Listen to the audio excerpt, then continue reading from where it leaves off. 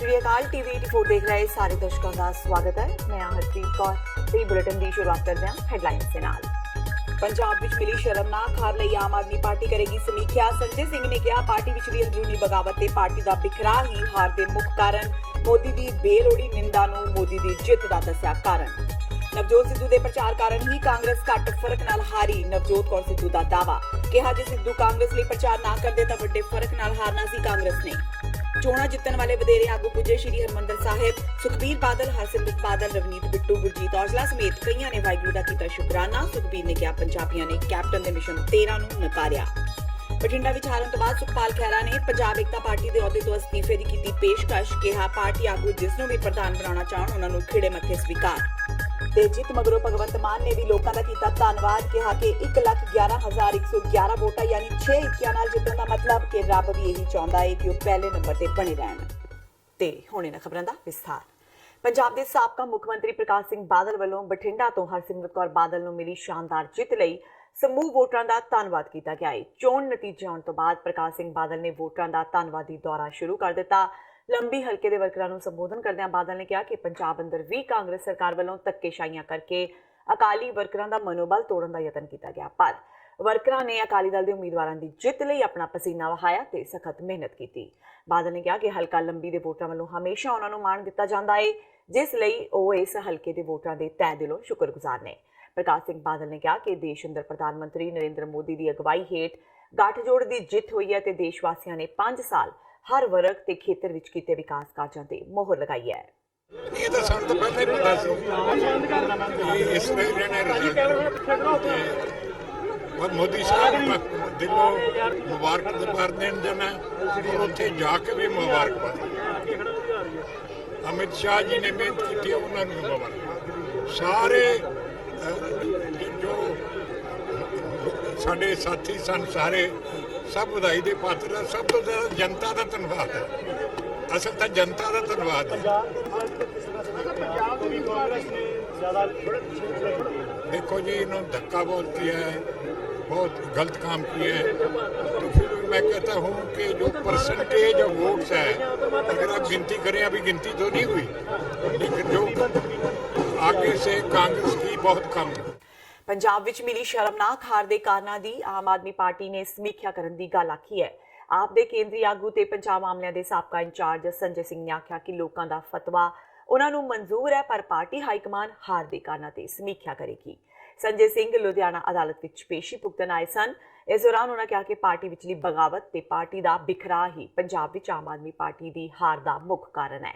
ਸੰਜੇ ਸਿੰਘ ਨੇ ਕਿਹਾ ਕਿ ਵਿਰੋਧੀ ਪਾਰਟੀਆਂ ਵੱਲੋਂ ਮੁੱਦਿਆਂ ਨੂੰ ਛੱਡ ਕੇ ਸਿਰਫ ਪ੍ਰਧਾਨ ਮੰਤਰੀ ਮੋਦੀ ਤੇ ਹੀ ਹਮਲੇ ਕੀਤੇ गए ਤੇ ਮੋਦੀ ਦੀ ਜਿੱਤ ਦਾ ਵੀ ਇਹੀ ਕਾਰਨ है।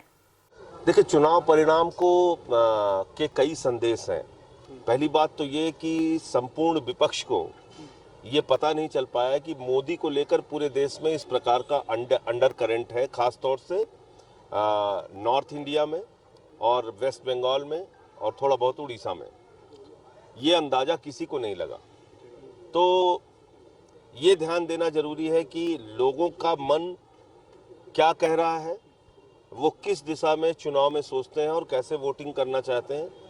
ये जब तक आप नहीं जान पाएंगे तब तक आप बीजेपी से या मोदी से चुनाव लड़ने में या जीतने में सफल नहीं हो पाएंगे। दूसरी बात, पूरे चुनाव का एक और संदेश है कि अगर विपक्ष मुद्दे को मुद्दा बनाता, यानी किसान को, बेरोजगारी को, महंगाई को, महिला सुरक्षा को, काला धन को, जीएसटी को, नोटबंदी को, यानी मुद्दों पर अगर चुनाव होता तो शायद परिणाम आज कुछ अच्छे देखने को मिलते। जो हालत हमारी थी पंजाब में, जिस प्रकार का बिखराव हुआ था पिछले समय में, आपस की फूट थी, रोज की लड़ाइयाँ थीं, अगर उसके परिप्रेक्ष्य में ये चुनाव परिणाम देखेंगे तो मैं समझता हूँ काफ़ी संतोषजनक परिणाम है कि भगवंत मान इतने अच्छे वोटों से जीत के आए और कुछ 2-4 सीटों पे हमको ठीक ठाक वोट भी मिले हैं। इतनी भी अपेक्षा लोगों को नहीं थी। अब यहाँ से आगे एक मजबूत संगठन बनाकर 2022 की तैयारी के लिए आम आदमी पार्टी को पंजाब में पूरी मेहनत के साथ जुट जाना चाहिए। ਨਵਜੋਤ ਸਿੰਘ ਸਿੱਧੂ ਦੀ ਪਤਨੀ ਡਾਕਟਰ ਨਵਜੋਤ ਕੌਰ ਸਿੱਧੂ ਨੇ ਆਪਣੀ ਹੀ ਪਾਰਟੀ ਤੇ ਸਵਾਲ ਚੁੱਕਦਿਆਂ ਦਾਅਵਾ ਕੀਤਾ ਹੈ ਕਿ ਉਹਨਾਂ ਦੇ ਪਤੀ ਕਰਕੇ ਹੀ ਕਾਂਗਰਸ ਘੱਟ ਫਰਕ ਨਾਲ ਹਾਰੀ ਹੈ। ਡਾਕਟਰ ਸਿੱਧੂ ਦਾ ਤਰਕ ਹੈ ਕਿ ਜੇਕਰ ਸਿੱਧੂ ਨੇ ਬਠਿੰਡਾ ਵਿੱਚ ਪ੍ਰਚਾਰ ਨਾ ਕੀਤਾ ਹੁੰਦਾ ਤਾਂ ਕਾਂਗਰਸ ਨੂੰ ਅਕਾਲੀਆਂ ਹੱਥੋਂ ਵੱਡੀ ਹਾਰ ਦਾ ਸ਼ਿਕਾਰ ਹੋਣਾ ਪੈਣਾ ਸੀ। ਅੱਜ ਅੰਮ੍ਰਿਤਸਰ ਵਿੱਚ ਪੱਤਰਕਾਰਾਂ ਨਾਲ ਗੱਲਬਾਤ ਦੌਰਾਨ ਨਵਜੋਤ ਕੌਰ ਸਿੱਧੂ ਨੇ ਕਿਹਾ ਕਿ ਜਿਹੜੀ ਥਾਂ ਵਿਧਾਇਕਾਂ ਨੇ ਕੰਮ ਕੀਤਾ ਹੈ ਉੱਥੇ ਪਾਰਟੀ ਨੂੰ ਜਿੱਤ ਮਿਲੀ, ਜਿਵੇਂ ਕਿ ਪਟਿਆਲਾ ਤੇ ਅੰਮ੍ਰਿਤਸਰ ਵਿੱਚ। ਡਾਕਟਰ ਸਿੱਧੂ ਨੇ ਮੁੱਖ ਮੰਤਰੀ ਕੈਪਟਨ ਅਮਰਿੰਦਰ ਸਿੰਘ ਵੱਲੋਂ ਉਹਨਾਂ ਦੇ ਪਤੀ ਤੇ ਚੁੱਕੇ ਸਵਾਲਾਂ ਨੂੰ ਨਾਜਾਇਜ਼ ਦੱਸਿਆ। ਉਹਨਾਂ ਕਿਹਾ ਕਿ ਸਿੱਧੂ ਨੇ ਤਾਂ ਪਾਰਟੀ ਪ੍ਰਧਾਨ ਰਾਹੁਲ ਗਾਂਧੀ ਦੇ ਕਹਿਣ ਤੇ ਚੋਣ ਪ੍ਰਚਾਰ ਕੀਤਾ ਸੀ ਤੇ ਉਹ ਅੱਜ ਵੀ ਪਾਰਟੀ ਦੇ ਨਾਲ ਖੜੇ ਨੇ। ਡਾਕਟਰ ਸਿੱਧੂ ਨੇ ਇਹ ਵੀ ਕਿਹਾ ਕਿ ਜੋ ਲੋਕ ਕਾਂਗਰਸ ਵਿੱਚ ਰਹਿੰਦਿਆਂ ਕਿਸੇ ਹੋਰ ਪਾਰਟੀ ਦਾ ਸਾਥ ਦਿੰਦੇ ਨੇ, ਇਹ ਬਹੁਤ ਗਲਤ ਹੈ। ਜ਼ਿਕਰਯੋਗ ਹੈ ਕਿ ਨਵਜੋਤ ਸਿੰਘ ਸਿੱਧੂ ਨੇ ਲੋਕ ਸਭਾ ਚੋਣਾਂ ਲਈ ਚੋਣ ਪ੍ਰਚਾਰ ਖਤਮ ਹੋਣ ਤੋਂ ਇੱਕ ਦਿਨ ਪਹਿਲਾਂ ਬਠਿੰਡਾ ਤੋਂ ਕਾਂਗਰਸੀ ਉਮੀਦਵਾਰ ਰਾਜਾ ਵੜਿੰਗ ਲਈ ਚੋਣ ਰੈਲੀਆਂ ਸੰਬੋਧਨ ਕਰਦਿਆਂ ਕਿਹਾ ਸੀ ਕਿ ਫ੍ਰੈਂਡਲੀ ਮੈਚ ਖੇਡਣ ਵਾਲਿਆਂ ਨੂੰ ਲੋਕ ਲਾਂਭੇ ਕਰ ਦੇਣ। ਇਸ ਮਗਰੋਂ ਮੁੱਖ ਮੰਤਰੀ ਕੈਪਟਨ ਅਮਰਿੰਦਰ ਸਿੰਘ ਸਮੇਤ ਹੋਰ ਵੀ ਕਈ ਕਾਂਗਰਸੀ ਮੰਤਰੀਆਂ ਤੇ ਲੀਡਰਾਂ ਨੇ ਕਿਹਾ ਸੀ ਕਿ ਸਿੱਧੂ ਦੇ ਬਿਆਨ ਨਾਲ ਪਾਰਟੀ ਨੂੰ ਨੁਕਸਾਨ ਹੋਇਆ है ਤੇ ਸਿੱਧੂ खिलाफ हाई कमान कार्रवाई करे। देखो वो ग्राउंड लेवल पे सबका पता चल जाएगा। वो तब 1.5-2 लाख पे हारी हुई थी, तो 20,000 का जो फर्क आया है वो इसीलिए आया है कि सिद्धू साहब गए और वो रैलीज का रिकॉर्ड, क्योंकि देखो हर चीज़ रिकॉर्ड में होती है, उसको ऐसे बोलने से कोई फ़ायदा नहीं होता। जो रिस्पॉन्स सिद्धू साहब के जाने से पहले था और वो जो है वो हाईकमान को भी पता था और दिल्ली से स्पेशल उनको ले जाया गया कि वो सीट बुरी तरह हार रही है। आप वो उनका अपना पार्टी का जो ऑल इंडिया लेवल का है वो उनका सर्वे बोल रहा था कि ये बुरी तरह से हारी हुई सीट है, सिर्फ नवजोत के जाने से शायद जीत सकती है। तो उन्होंने किसी को भी कमेंट नहीं किया। मुझे समझ नहीं आ रही कि लोगों को मिर्चें क्यों लड़ रही हैं। कमेंट सिर्फ इतना सा था कि जो लोग पार्टी में रह के दूसरी पार्टीज को सपोर्ट करते हैं वो सावधान हो जाएं। एक साइडेड चलो, अपने पार्टी के लिए सिंसियर होना चाहिए। अपनी पार्टी में रह के जो अकाली दल को सपोर्ट करते हैं उनको कांग्रेस पार्टी की कोई सपोर्ट नहीं है। तो मुझे समझ नहीं आया इसमें क्या गलत बात हो गई। पंजाब की सारी कैबिनेट में नवजोत सिंह सिद्धू के खिलाफ खड़ी हो चुकी है, उसके बारे में जी नहीं, बहुत सारे एमएलएज और बहुत सारे मिनिस्टर्स साथ हैं। इसमें ये कोई वो नहीं होता कि तुम किसके साथ हो। एक रूलिंग तुम्हारे सीएम होते हैं और एक प्रेरोगेटिव होता है सारे मिनिस्टर्स का। ਫਿਰੋਜ਼ਪੁਰ ਅਤੇ ਬਠਿੰਡਾ ਸੀਟ ਫਤਿਹ ਕਰਨ ਤੋਂ ਬਾਅਦ ਅਕਾਲੀ ਦਲ ਦੇ ਪ੍ਰਧਾਨ ਸੁਖਬੀਰ ਬਾਦਲ ਤੇ ਉਹਨਾਂ ਦੀ ਪਤਨੀ ਹਰਸਿਮਰਤ ਕੌਰ ਬਾਦਲ ਅੱਜ ਸ਼੍ਰੀ ਹਰਮੰਦਰ ਸਾਹਿਬ ਨਤਮਸਤਕ ਹੋਣ ਪੁੱਜੇ। ਇਸ ਦੌਰਾਨ ਸੁਖਬੀਰ ਸਿੰਘ ਬਾਦਲ ਨੇ ਪੱਤਰਕਾਰਾਂ ਨਾਲ ਗੱਲਬਾਤ ਕਰਦਿਆਂ ਕਿਹਾ ਕਿ ਕਾਂਗਰਸ ਵੱਲੋਂ ਜਿਹੜੇ ਉਹਨਾਂ ਤੇ ਝੂਠੇ ਦੋਸ਼ ਲਗਾਏ ਗਏ ਸਨ ਉਹਨਾਂ ਦਾ ਜਵਾਬ ਪੰਜਾਬ ਦੀ ਜਨਤਾ ਨੇ ਚੋਣਾਂ ਵਿੱਚ ਦੇ ਦਿੱਤਾ ਹੈ। ਸੁਖਬੀਰ ਨੇ ਕਿਹਾ ਕਿ ਕੈਪਟਨ ਦੇ ਮਿਸ਼ਨ 13 ਨੂੰ ਜਨਤਾ ਨੇ ਨਕਾਰ ਦਿੱਤਾ ਹੈ। ਸੁਖਬੀਰ ਨੇ ਕਿਹਾ ਕਿ ਪੰਜਾਬ ਦੀ ਜਨਤਾ ਨੇ ਅਕਾਲੀ ਭਾਜਪਾ ਦਾ ਸਾਥ ਦਿੱਤਾ ਹੈ, ਜਿਸ ਦਾ ਸਬੂਤ ਪਿਛਲੀ ਵਾਰ ਦੇ ਮੁਕਾਬਲੇ ਇਸ ਵਾਰ ਵਧੇ ਅਕਾਲੀ ਦਲ ਦੇ ਵੋਟ ਫੀਸਦ ਤੋਂ ਮਿਲਦਾ ਹੈ। ਸੁਖਬੀਰ ਬਾਦਲ ਨੇ ਕਿਹਾ ਕਿ ਉਹਨਾਂ ਚੋਣਾਂ ਨੇ ਸਗੋਂ ਇੱਕ ਲੜਾਈ ਲੜੀ ਹੈ। परमात्मा की मेहर सदका, आशीर्वाद सदका फिरोजपुर पार्लीमेंट हल्के तो बहुत रिकॉर्ड जित हुई है। मैं परमात्मा का शुकराना करने वास्ते आया। मैं धन्यवाद करना चाहना है फिरोजपुर की जनता का, जिन्हों ने इन्ना विश्वास प्रगट किया, हिस्टोरिक विश्वास प्रगट किया, तो श्रोमणी अकाली दल बीजेपी का वर्करस का, क्योंकि मेरे को इलैक्शन के दौरान समा घट सी अपने हल्के जान का, क्योंकि सारे पंजाब की कैंपेन करनी सी ਤੇ ਸਾਰੀ ਲੜਾਈ ਸ਼੍ਰੋਮਣੀ ਅਕਾਲੀ ਦਲ ਬੀਜੇਪੀ ਵਰਕਰ ਨੇ ਲੜੀ ਹੈ। ਮੈਂ ਦਿਲ ਦੀ ਗਹਿਰਾਈ ਤੋਂ ਉਹਨਾਂ ਦਾ ਵੀ ਧੰਨਵਾਦ ਕਰਨਾ ਚਾਹੁੰਦਾ। ਮੈਂ ਕਹਿਣਾ ਚਾਹੁੰਦਾ ਜੀ, ਪਹਿਲੀ ਗੱਲ ਹੈ ਕਿ ਜਿਹੜਾ 13 ਕਹਿ ਰਹੇ ਸੀ, ਜੇ 13 ਦੀ 13 ਜਿੱਤਾਂਗੇ, ਉਹ ਉਹਨਾਂ ਦਾ ਗੱਲ ਗਲਤ ਹੋਈ। ਜਿਹੜੇ ਪੋਲ ਪ੍ਰੈਡਿਕਸ਼ਨ ਕਰ ਰਹੇ ਸੀ ਕਿ ਅਕਾਲੀ ਦਲ ਵਾਈਪਡ ਆਊਟ ਹੈ, ਅਕਾਲੀ ਦਲ ਬੀਜੇਪੀ, ਤੁਸੀਂ ਦੇਖ ਲਓ 4 ਸੀਟਾਂ ਤੇ ਅਸੀਂ ਜਿੱਤ ਗਏ ਹਾਂ ਤੇ 1 ਸੀਟ ਤੇ ਸਾਡਾ ਬਿਲਕੁਲ ਹੀ 20,000 ਦੇ ਮੁਕਾਬਲੇ ਅਸੀਂ ਹਾਰੇ ਹਾਂ। 2-2 3-3 ਉਹਦੇ 'ਚ ਵੀ 1 ਸੀਟ ਕਰਕੇ 9 ਸੈਗਮੈਂਟ 'ਚ 1 ਸੈਗਮੈਂਟ, ਤਕਰੀਬਨ 4 ਤੇ 2 6 ਸੀਟਾਂ ਸਾਡੀਆਂ ਨੇਲੀ 4 ਤਾਂ ਕਲੀਅਰ ਸੀ, 2 ਸਾਡੀਆਂ ਬਹੁਤ ਮਾਰਜਨ ਨਾਲ ਹਾਰੀਆਂ। ਸੋ ਬਹੁਤ ਸਖਤ ਮੁਕਾਬਲਾ, ਜਿੱਥੇ ਕੋਈ ਅਕਾਲੀ ਦਲ ਨੂੰ ਹੋਰ ਸ਼ਬਦ ਨਾਲ ਗੱਲ ਗਿੰਦਾ ਸੀ, ਪਰ ਅੱਜ ਮੈਂ ਕਹਿੰਦਾ ਸ਼੍ਰੋਮਣੀ ਅਕਾਲੀ ਦਲ ਬੀਜੇਪੀ ਬੜਾ ਸਟਰੋਂਗਲੀ ਅੱਗੇ ਹੈ। ਤੇ ਵੱਡੀ ਗੱਲ ਹੈ, ਸਾਡਾ ਵੋਟ ਪਰਸੈਂਟੇਜ 31% ਤੋਂ ਵੱਧ ਕੇ 37% ਹੋ ਗਿਆ। ਕਾਂਗਰਸ ਤੋਂ ਕੱਲਾ ਹੁਣ 3% ਪਿੱਛੇ ਰਹਿ ਗਿਆ, ਜਿੱਥੇ ਸਾਡਾ 8-9% ਪਿੱਛੇ ਸੀ ਕਾਂਗਰਸ ਤੋਂ। ਕਾਂਗਰਸ 40% ਤੇ ਹੋ ਗਈ, ਆਪਾਂ 37, ਤੇ ਆਮ ਆਦਮੀ ਪਾਰਟੀ 21% ਤੋਂ ਘਟ ਕੇ 7% ਤੇ ਆ ਗਈ ਹੈ। ਲੋਕ ਸਭਾ ਹਲਕਾ ਬਠਿੰਡਾ ਵਿੱਚ ਮਿਲੀ ਵੱਡੀ ਹਾਰ ਤੋਂ ਬਾਅਦ ਸੁਖਪਾਲ ਖਹਿਰਾ ਨੇ ਆਪਣੀ ਪਾਰਟੀ ਦੇ ਅਹੁਦੇ ਤੋਂ ਅਸਤੀਫੇ ਦੀ ਪੇਸ਼ਕਸ਼ ਕੀਤੀ ਹੈ। ਖਹਿਰਾ ਨੇ ਕਿਹਾ ਕਿ ਲੋਕਾਂ ਦਾ ਫਤਵਾ ਉਹਨਾਂ ਨੂੰ ਸਿਰ ਮੱਥੇ ਕਬੂਲ ਹੈ ਤੇ ਉਹ ਆਪਣੀ ਹਾਰ ਦੀ ਜ਼ਿੰਮੇਵਾਰੀ ਲੈਂਦਿਆਂ ਪਾਰਟੀ ਵਿੱਚੋਂ ਆਪਣੇ ਅਹੁਦੇ ਤੋਂ ਅਸਤੀਫਾ ਦੇਣ ਲਈ ਵੀ ਤਿਆਰ ਨੇ। ਜੇਕਰ ਕੋਈ ਸੂਝਵਾਨ ਤੇ ਸੁਲਝਿਆ ਹੋਇਆ ਵਿਅਕਤੀ ਪਾਰਟੀ ਨੂੰ ਲੀਡ ਕਰਨਾ ਚਾਹੇ ਤਾਂ ਉਹਨਾਂ ਨੂੰ ਕੋਈ ਇਤਰਾਜ਼ ਨਹੀਂ ਹੋਵੇਗਾ। ਖਹਿਰਾ ਨੇ ਕਿਹਾ ਕਿ ਜਲਦੀ ਹੀ ਉਹ ਲੋਕ ਸਭਾ ਚੋਣਾਂ ਦੇ ਨਤੀਜਿਆਂ ਤੇ ਪਾਰਟੀ ਨਾਲ ਮੀਟਿੰਗ ਕਰਕੇ ਸਮੀਖਿਆ ਕਰਨਗੇ ਤੇ ਉਹ ਪਾਰਟੀ ਸਾਹਮਣੇ ਆਪਣੇ ਅਸਤੀਫੇ ਦੀ ਪੇਸ਼ਕਸ਼ ਵੀ ਰੱਖਣਗੇ। ਇਸ ਦੇ ਨਾਲ ਇੱਕ ਵਾਰ ਫਿਰ ਸੁਖਪਾਲ ਖਹਿਰਾ ਨੇ ਨਵਜੋਤ ਸਿੱਧੂ ਨੂੰ ਗੱਠਜੋੜ ਦਾ ਹਿੱਸਾ ਬਣਨ ਦਾ ਸੱਦਾ ਦਿੱਤਾ ਹੈ।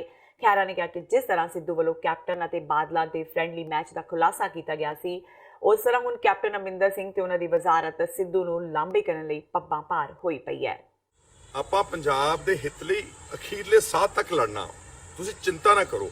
ਮੈਂ ਸਿਰਫ ਆਪਣਾ ਰੋਲ ਇਹ ਕਹਿ ਰਿਹਾ ਸੀਗਾ ਕਿਉਂਕਿ ਜਿਹੜਾ ਇਹ ਬਠਿੰਡੇ ਦਾ ਨਤੀਜਾ ਆਇਆ ਸੀਗਾ, ਇਹ ਥੋੜਾ ਜਿਹਾ ਇਸ ਪੱਧਰ ਦਾ ਸੀਗਾ ਕਿ ਮੈਨੂੰ ਕੋਈ ਨਾ ਕੋਈ ਰਿਸਪੌਂਸਿਬਿਲਿਟੀ ਦਾ ਓਨ ਅਪ ਕਰਨੀ ਚਾਹੀਦੀ ਹੈ ਨਾ, ਕਿ ਹੋ ਸਕਦਾ ਵਾ ਕਿ ਮੈਂ ਇਲੈਕਟੋਰਲ ਪੋਲਿਟਿਕਸ ਲਈ ਅਨਫਿਟ ਹਾਂ। ਮੈਂ ਇਹ ਕਹਿਣ ਦਾ ਮੇਰਾ ਭਾਵ ਸੀਗਾ ਔਰ ਮੈਂ ਆਪਣੀ ਪਾਰਟੀ ਵਿੱਚ ਆਪਣਾ ਪੱਖ ਰੱਖੂੰਗਾ। 3-4 ਦਿਨ ਬਾਅਦ ਅਸੀਂ ਮੀਟਿੰਗ ਕਰਦੇ ਹਾਂ ਤੇ ਜੋ ਵੀ ਮੇਰੀ ਪਾਰਟੀ ਦੇ ਮੇਰੇ ਕੁਲੀਗਸ ਮੈਨੂੰ ਕਹਿਣਗੇ, ਮੈਨੂੰ ਜਿਸ ਤਰ੍ਹਾਂ ਦਾ ਵੀ ਆਦੇਸ਼ ਦੇਣਗੇ, ਮੈਂ ਉਹ ਪੂਰਾ ਕਰੂੰਗਾ।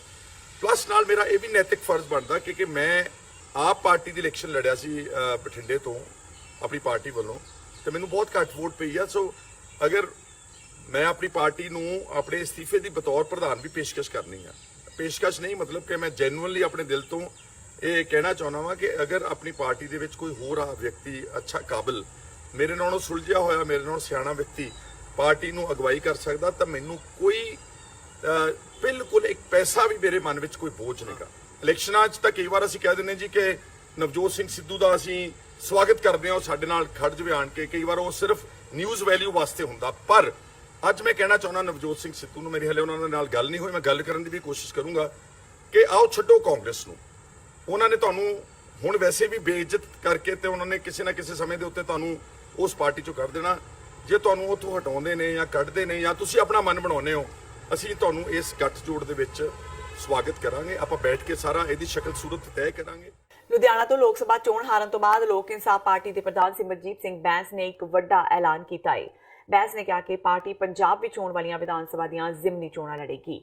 ਬੈਂਸ ਅੱਜ ਲੁਧਿਆਣਾ ਵਿੱਚ ਪੱਤਰਕਾਰਾਂ ਨਾਲ ਗੱਲਬਾਤ ਕਰ ਰਹੇ ਸਨ। ਬੈਂਸ ਨੇ ਕਿਹਾ ਕਿ ਪੀਡੀਏ ਦੀ ਹਾਰ ਲਈ ਦੇਸ਼ ਅੰਦਰ ਨਰਿੰਦਰ ਮੋਦੀ ਦੀ ਸੁਨਾਮੀ ਤੇ ਪੰਜਾਬ ਅੰਦਰ ਵੱਡੇ ਪੱਧਰ ਤੇ ਸਰਕਾਰੀ ਮਸ਼ੀਨਰੀ ਦੀ ਦੁਰਵਰਤੋਂ ਜ਼ਿੰਮੇਵਾਰ ਹੈ। ਇਸ ਮੌਕੇ ਵਿਧਾਇਕ ਤੇ ਲੋਕ ਇਨਸਾਫ ਪਾਰਟੀ ਦੇ ਸਰਪ੍ਰਸਤ ਜਥੇਦਾਰ ਬਲਵਿੰਦਰ ਸਿੰਘ ਬੈਂਸ ਸਮੇਤ ਪਾਰਟੀ ਦੀ ਸਮੁੱਚੀ ਲੀਡਰਸ਼ਿਪ ਹਾਜ਼ਰ ਸੀ। ਪਾਰਟੀ ਬਾਈ ਇਲੈਕਸ਼ਨ ਪੂਰੇ ਜੋਸ਼ੋ ਖਰੋਸ਼ ਦੇ ਨਾਲ ਜਿੰਨੇ ਹਲਕੇ ਆਉਣਗੇ 6 ਆ ਜਾਂ 5 ਆ ਜਾਂ 4 ਬਾਈ ਇਲੈਕਸ਼ਨ ਲੜੇਗੀ ਤੇ 2022 ਦਾ ਜੇ ਤੁਸੀਂ ਅੱਜ ਪੰਜਾਬ ਦੇ ਅੰਦਰ ਸਰਸਰੀ ਤੌਰ ਤੇ ਨਜ਼ਰ ਮਾਰੋ ਤੇ ਤਕਰੀਬਨ 20% ਵੋਟਰ ਹੈ ਜਿਹੜਾ ਐਂਟੀ ਕਰਪਟ ਐਸਟੈਬਲਿਸ਼ਮੈਂਟ ਅਫੀਸਰ ਲੋਕ ਸਭਾ ਕਾਂਗਰਸ ਪਾਰਟੀ ਸੱਤਾਧਾਰੀ ਪਾਰਟੀ ਦਾ ਇਸ ਕਦਰ ਚਾਕਰ ਬਣ ਜਾਏਗਾ, ਇਸ ਕਦਰ ਕਾਂਗਰਸ ਦੇ ਉਮੀਦਵਾਰ ਨੂੰ ਲਾਭ ਪਹੁੰਚਾਉਣ ਵਾਸਤੇ ਸਰਕਾਰੀ ਡੀਸੀ ਰੈਜ਼ੀਡੈਂਸ ਦਾ ਦੁਰਉਪਯੋਗ ਹੋਏਗਾ, ਇਸ ਕਦਰ ਜਿਹੜੇ AROs ਹੈਗੇ ਉਹਨਾਂ ਨੂੰ ਮੀਟਿੰਗ ਦੇ ਵਿੱਚ ਬੁਲਾ ਕੇ ਕਹੇਗਾ ਵੀ ਜੇ ਤੁਸੀਂ ਵੋਟਾਂ ਤੋਂ ਬਾਅਦ ਚੰਗਾ ਸਟੇਸ਼ਨ ਚੰਗੀ ਪੋਸਟਿੰਗ ਲੈਣੀ ਆ ਦੈਨ ਹੈਲਪ ਮਿਸਟਰ ਬਿੱਟੂ। ਮੇਰੇ ਕੋਲ ਔਨ ਰਿਕਾਰਡ ਹੈਗਾ ਐਸਾ ਤੰਤਰ ਜਿਹੜਾ ਸ਼ਰੇਆਮ ਕਾਂਗਰਸ ਪਾਰਟੀ ਦੇ ਉਮੀਦਵਾਰ ਦੀ ਮਦਦ ਕਰਦਾ ਰਿਹਾ ਹੋਵੇ। ਲੋਕ ਫਿਰ 3,07,000 ਵੋਟਾਂ ਪਾ ਜਾਣ। ਇਸ ਕਰਕੇ ਮੈਂ ਤੁਹਾਡਾ ਸਾਰਿਆਂ ਦਾ ਰਿਣੀ, ਲੁਧਿਆਣੇ ਦੇ ਤਮਾਮ ਵੋਟਰਾਂ ਦਾ ਰਿਣੀ, ਦੁਨੀਆ 'ਚ ਵਸਦੇ ਤਮਾਮ ਉਹਨਾਂ ਪੰਜਾਬੀਆਂ ਦਾ ਰਿਣੀ ਆ ਜਿਨ੍ਹਾਂ ਨੇ ਆਪੋ ਆਪਣੇ ਮੋਰਚਿਆਂ ਦੇ ਵਿੱਚੋਂ ਟੈਲੀਫੋਨ ਰਾਹੀਂ ਜਾਂ ਲੁਧਿਆਣਾ ਆ ਕੇ ਕੰਪੇਨ ਦੇ ਵਿੱਚ ਪਾਰਟਿਸਿਪੇਟ ਕੀਤਾ। ਬਹੁਤ ਬਹੁਤ ਧੰਨਵਾਦ। ਤੇ ਹੁਣ ਵੇਲਾ ਹੋ ਗਿਆ ਬ੍ਰੇਕ ਦਾ। ਬਾਕੀ ਦੀਆਂ ਖਬਰਾਂ ਇਸ ਬ੍ਰੇਕ ਤੋਂ ਬਾਅਦ।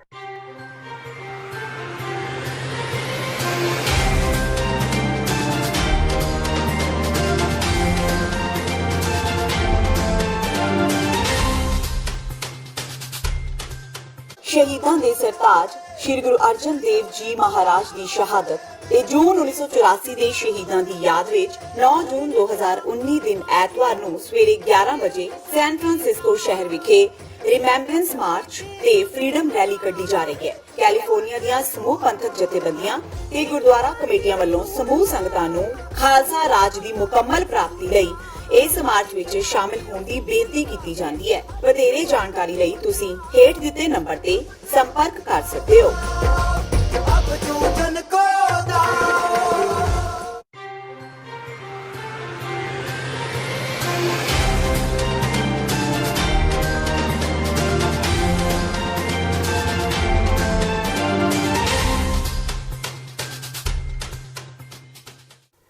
ਬ੍ਰੇਕ ਤੋਂ ਬਾਅਦ TV 84 ਦੇ ਖਬਰਾਂ ਦੇ ਬੁਲੇਟਿਨ ਵਿੱਚ ਸਵਾਗਤ ਹੈ। ਵਧਦੇ ਹਾਂ ਅਗਲੀ ਖਬਰ ਵੱਲ।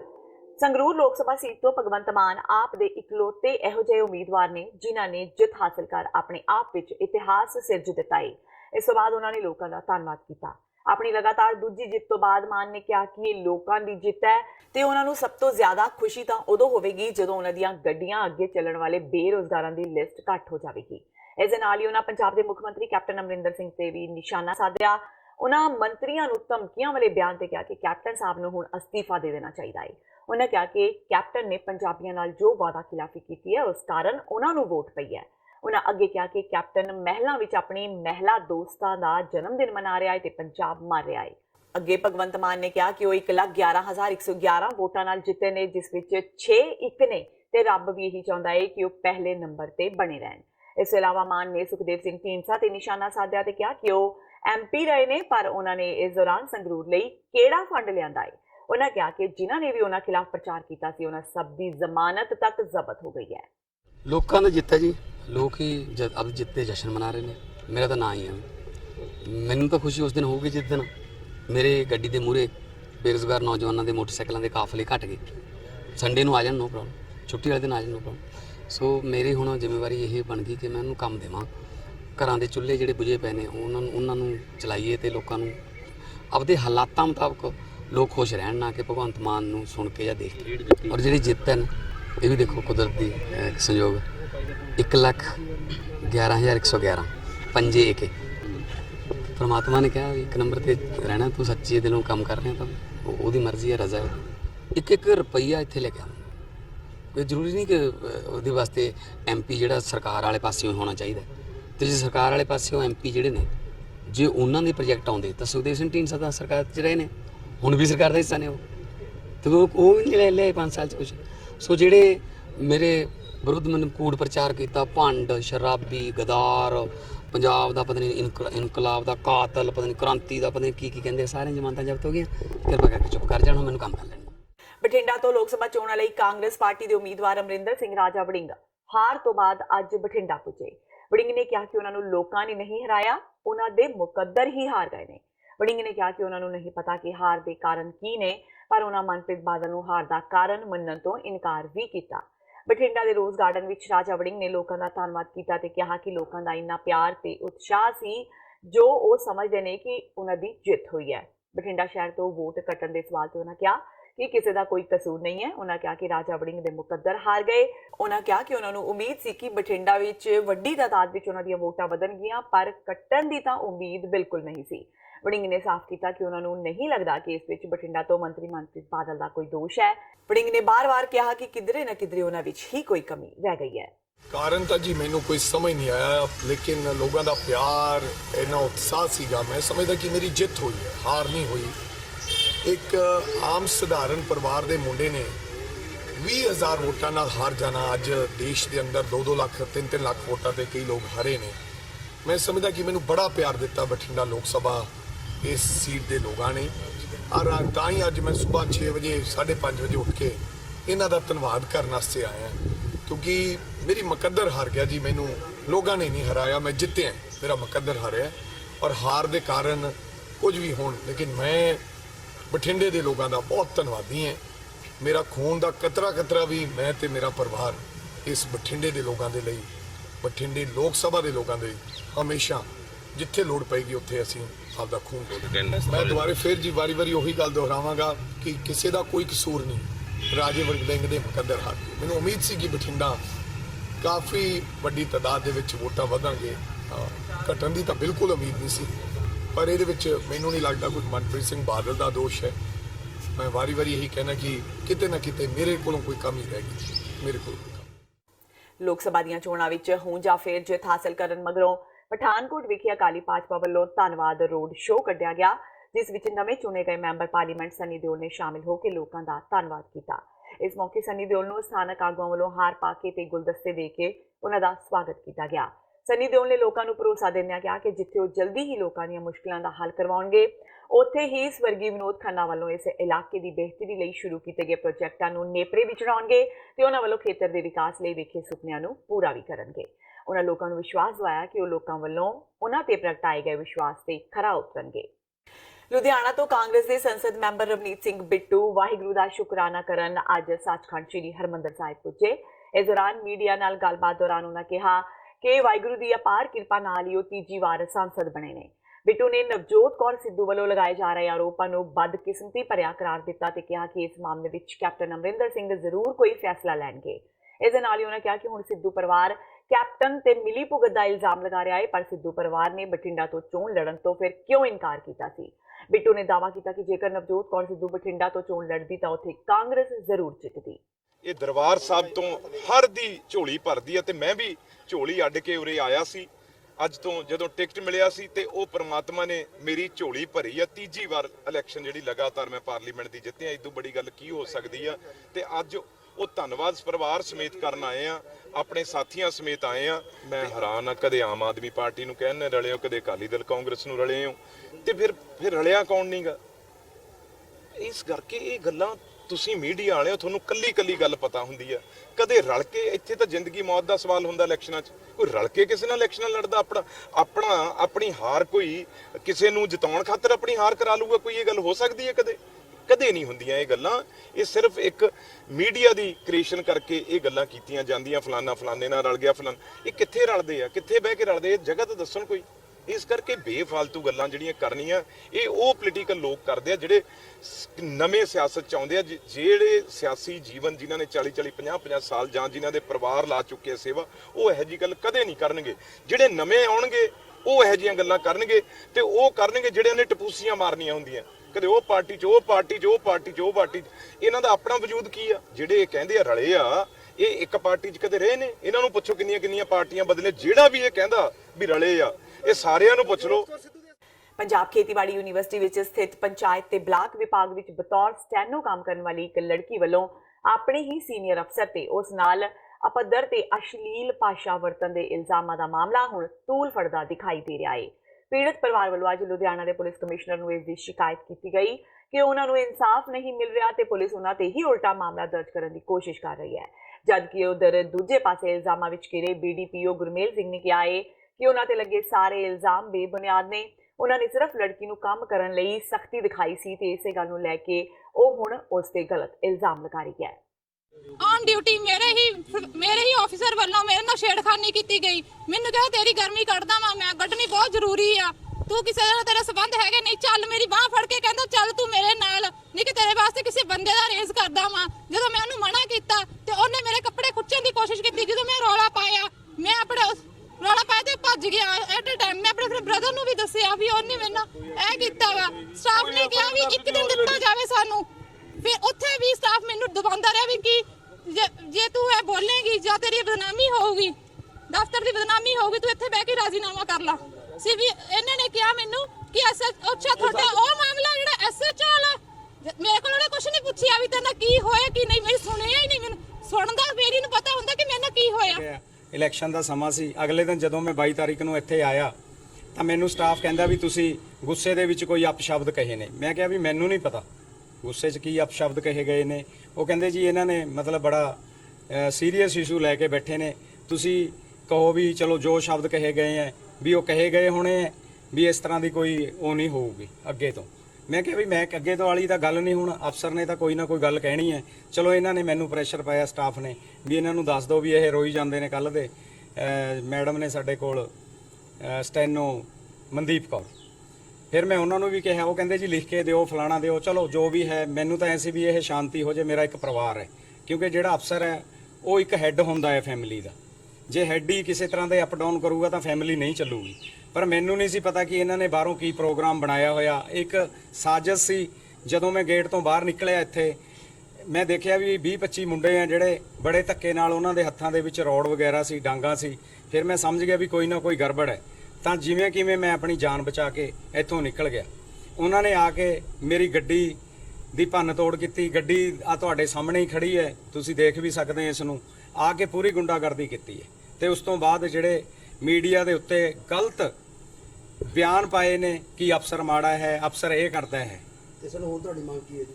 ਮੰਗ ਇਹ ਹੈ ਕਿ ਮੈਨੂੰ ਇਨਸਾਫ ਦਿਵਾਇਆ ਜਾਵੇ। ਜੇ ਅੱਜ ਮੇਰੇ ਉੱਤੇ ਹਮਲਾ ਹੋ ਰਿਹਾ ਤਾਂ ਇਹ ਤਾਂ ਕੱਲ ਨੂੰ ਸਾਰੇ ਦਫ਼ਤਰਾਂ ਤੇ ਇਸ ਤਰ੍ਹਾਂ ਦੇ ਹਮਲੇ ਹੁੰਦੇ ਰਹਿਣਗੇ। ਅਫਸਰਾਂ ਦੇ ਉੱਤੇ ਗਲਤ ਇਲਜ਼ਾਮ ਲਾਏ ਜਾਣਗੇ, ਫਿਰ ਸਰਕਾਰਾਂ ਨਹੀਂ ਚੱਲ ਸਕਦੀ। ਤਰਨਤਾਰਨ ਜ਼ਿਲ੍ਹੇ ਦੇ ਪਿੰਡ ਟੋਟੀਆਂ ਵਿੱਚ ਲੰਗੀ ਰਾਤ ਪਤੀ ਪਤਨੀ ਤੇ ਉਹਨਾਂ ਦੀ ਧੀ ਨੂੰ ਬੇਰਹਿਮੀ ਨਾਲ ਕਤਲ ਕਰਨ ਦਾ ਇੱਕ ਮਾਮਲਾ ਸਾਹਮਣੇ ਆਇਆ ਹੈ। ਇਲਾਕੇ ਵਿੱਚ ਤੀਰੇ ਕਤਲ ਕਾਰਨ ਦਹਿਸ਼ਤ ਦਾ ਮਾਹੌਲ ਬਣਿਆ ਹੋਇਆ ਹੈ। ਘਟਨਾ ਦਾ ਪਤਾ ਚੱਲਦਿਆਂ ਹੀ ਪੁਲਿਸ ਦੇ ਉੱਚ ਅਧਿਕਾਰੀ ਮੌਕੇ ਤੇ ਪਹੁੰਚੇ ਤੇ ਲਾਸ਼ਾਂ ਨੂੰ ਕਬਜ਼ੇ ਵਿੱਚ ਲੈ ਲਿਆ। ਫਿਲਹਾਲ ਅਣਪਛਾਤੇ ਹਥਿਆਰਾਂ ਖਿਲਾਫ ਪੁਲਿਸ ਕਾਰਵਾਈ ਕਰਨ ਜਾ ਰਹੀ ਹੈ। ਕਤਲ ਦੇ ਕਾਰਨਾਂ ਬਾਰੇ ਪੁਲਿਸ ਦਾ ਕਹਿਣਾ ਹੈ ਕਿ ਪੜਤਾਲ ਕੀਤੀ ਜਾ ਰਹੀ ਹੈ। ਪਿੰਡ ਟੋਟੀਆਂ ਨਿਵਾਸੀ 50 ਸਾਲਾ ਦਲਬੀਰ ਸਿੰਘ, ਉਸ ਦੀ ਪਤਨੀ ਲਖਬੀਰ ਕੌਰ ਤੇ 16 ਸਾਲਾ ਲੜਕੀ ਮਨਜਿੰਦਰ ਕੌਰ ਦੀਆਂ ਲਾਸ਼ਾਂ ਸਵੇਰੇ ਖੂਨ ਨਾਲ ਲਿਬੜੀਆਂ ਮਿਲੀਆਂ ਸਨ। ਦਲਬੀਰ ਸਿੰਘ ਤੇ ਉਸ ਦੀ ਲੜਕੀ ਦੀ ਲਾਸ਼ ਮੰਜੇ ਤੇ ਪਈ ਸੀ, ਜਦਕਿ ਉਸ ਦੀ ਪਤਨੀ ਦੀ ਲਾਸ਼ ਕੁਝ ਦੂਰ ਜ਼ਮੀਨ ਤੇ ਪਈ ਸੀ। ਤਿੰਨਾਂ ਦੇ ਮੂੰਹ ਤੇ ਤੇਜ਼ਧਾਰ ਹਥਿਆਰਾਂ ਨਾਲ ਵਾਰ ਕਰਕੇ ਉਹਨਾਂ ਨੂੰ ਬੁਰੀ ਤਰ੍ਹਾਂ ਨਾਲ ਵੱਢ ਦਿੱਤਾ ਗਿਆ ਸੀ। ਲੜਕੀ ਦੇ ਦੋਵੇਂ ਹੱਥ ਵੀ ਵੱਡੇ ਹੋਏ ਸਨ। ਅੰਦਾਜ਼ਾ ਹੈ ਕਿ ਤਿੰਨਾਂ ਨੂੰ ਰਾਤ ਸੁੱਤੇ ਸਮੇਂ ਹਥਿਆਰਾਂ ਨੇ ਆਪਣਾ ਸ਼ਿਕਾਰ ਬਣਾਇਆ। ਇਹ ਟੋਟੀਆਂ ਪਿੰਡ 'ਚ ਦਲਵੀਰ ਸਿੰਘ ਨਾਂ ਦਾ ਜਿਹੜਾ ਘਰ ਹੈ 50 ਸਾਲ ਏਜ ਹੈਗੀ, ਇੱਕ ਦੀ ਵਾਈਫ ਆ, 2 ਦੀਆਂ ਬੇਟੀਆਂ, 4 ਜਣੇ ਇੱਥੇ ਰਹਿੰਦੇ ਕਿਸਾਨ ਆ, ਸਿੰਪਲ ਜਿਹਾ ਪਰਿਵਾਰ ਹੈ। ਇਹ ਰਾਤ ਜਿਹੜਾ ਲਵੈਲੀ ਰਾਜ ਦੇ ਪਿੱਛੇ ਲੱਗ ਕੇ ਗਈ ਹੈ। ਰਾਤ ਦੇ ਕੋਈ ਸ਼ਾਂਤ ਵਾਪਰ ਦਾ ਮੋਟਰ ਹੋਇਆ ਮੌਕੇ ਤੇ ਵੈਰੀਫਾਈ ਕਰ ਰਹੇ। ਤੇ ਇਸ ਹੁਣ ਤੱਕ ਦੀਆਂ ਖਬਰਾਂ ਜਾਂਦੇ ਇੱਕ ਵਾਰ ਫੇਰ ਨਜ਼ਰ ਮਾਰਦੇ ਹਾਂ ਮੁੱਖ ਖਬਰਾਂ ਤੇ। ਪੰਜਾਬ ਵਿੱਚ ਮਿਲੀ ਸ਼ਰਮਨਾਕ ਹਾਰ ਲਈ ਆਮ ਆਦਮੀ ਪਾਰਟੀ ਕਰੇਗੀ ਸਮੀਖਿਆ। ਸੰਜੇ ਸਿੰਘ ਨੇ ਕਿਹਾ ਪਾਰਟੀ ਵਿਚਲੀ ਅੰਦਰੂਨੀ ਬਗਾਵਤ ਤੇ ਪਾਰਟੀ ਦਾ ਬਿਖਰਾ ਹੀ ਹਾਰ ਦੇ ਮੁੱਖ ਕਾਰਨ। ਮੋਦੀ ਦੀ ਬੇਲੋੜੀ ਨਿੰਦਾ ਨੂੰ ਮੋਦੀ ਦੀ ਜਿੱਤ ਦਾ ਦੱਸਿਆ ਕਾਰਨ। ਨਵਜੋਤ ਸਿੱਧੂ ਦੇ ਪ੍ਰਚਾਰ ਕਾਰਨ ਹੀ ਕਾਂਗਰਸ ਘੱਟ ਫਰਕ ਨਾਲ ਹਾਰੀ, ਨਵਜੋਤ ਕੌਰ ਸਿੱਧੂ ਦਾ ਦਾਅਵਾ। ਕਿਹਾ ਜੇ ਸਿੱਧੂ ਕਾਂਗਰਸ ਲਈ ਪ੍ਰਚਾਰ ਨਾ ਕਰਦੇ ਤਾਂ ਵੱਡੇ ਫਰਕ ਨਾਲ ਹਾਰਨਾ ਸੀ ਕਾਂਗਰਸ ਨੇ। ਚੋਣਾਂ ਜਿੱਤਣ ਵਾਲੇ ਵਧੇਰੇ ਆਗੂ ਪੁੱਜੇ ਸ਼੍ਰੀ ਹਰਿਮੰਦਰ ਸਾਹਿਬ। ਸੁਖਬੀਰ ਬਾਦਲ, ਹਰਸਿਮਰਤ ਬਾਦਲ, ਰਵਨੀਤ ਬਿੱਟੂ, ਗੁਰਜੀਤ ਔਜਲਾ ਸਮੇਤ ਕਈਆਂ ਨੇ ਵਾਹਿਗੁਰੂ ਦਾ ਕੀਤਾ ਸ਼ੁਕਰਾਨਾ। ਸੁਖਬੀਰ ਨੇ ਕਿਹਾ ਪੰਜਾਬੀਆਂ ਨੇ ਕੈਪਟਨ ਦੇ ਮਿਸ਼ਨ 13 ਨੂੰ ਨਕਾਰਿਆ। ਬਠਿੰਡਾ ਵਿੱਚ ਹਾਰਨ ਤੋਂ ਬਾਅਦ ਸੁਖਪਾਲ ਖਹਿਰਾ ਨੇ ਪੰਜਾਬ ਏਕਤਾ ਪਾਰਟੀ ਦੇ ਅਹੁਦੇ ਤੋਂ ਅਸਤੀਫੇ ਦੀ ਕੀਤੀ ਪੇਸ਼ਕਸ਼। ਕਿਹਾ ਪਾਰਟੀ ਆਗੂ ਜਿਸ ਨੂੰ ਵੀ ਪ੍ਰਧਾਨ ਬਣਾਉਣਾ ਚਾਹਣ ਉਹਨਾਂ ਨੂੰ ਖਿੜੇ ਮੱਥੇ ਸਵੀਕਾਰ। ਤੇ ਜਿੱਤ ਮਗਰੋਂ ਭਗਵੰਤ ਮਾਨ ਨੇ ਵੀ ਲੋਕਾਂ ਦਾ ਕੀਤਾ ਧੰਨਵਾਦ। ਕਿਹਾ ਕਿ 1,11,111 ਵੋਟਾਂ ਯਾਨੀ 6 ਇੱਕਿਆਂ ਨਾਲ ਜਿੱਤਣ ਦਾ ਮਤਲਬ ਕਿ ਰੱਬ ਵੀ ਇਹੀ ਚਾਹੁੰਦਾ ਹੈ ਕਿ ਉਹ ਪਹਿਲੇ ਨੰਬਰ ਤੇ ਬਣੇ ਰਹਿਣ। ਇਸ ਨਾਲ ਹੀ TV 84 ਦਾ ਖਬਰਾਂ ਦਾ ਇਹ ਬੁਲੇਟਿਨ ਖਤਮ ਹੁੰਦਾ ਹੈ। ਮੈਨੂੰ ਹਰਪ੍ਰੀਤ ਕੌਰ ਨੂੰ ਦਿਓ ਇਜਾਜ਼ਤ। ਸਤਿ ਸ਼੍ਰੀ ਅਕਾਲ।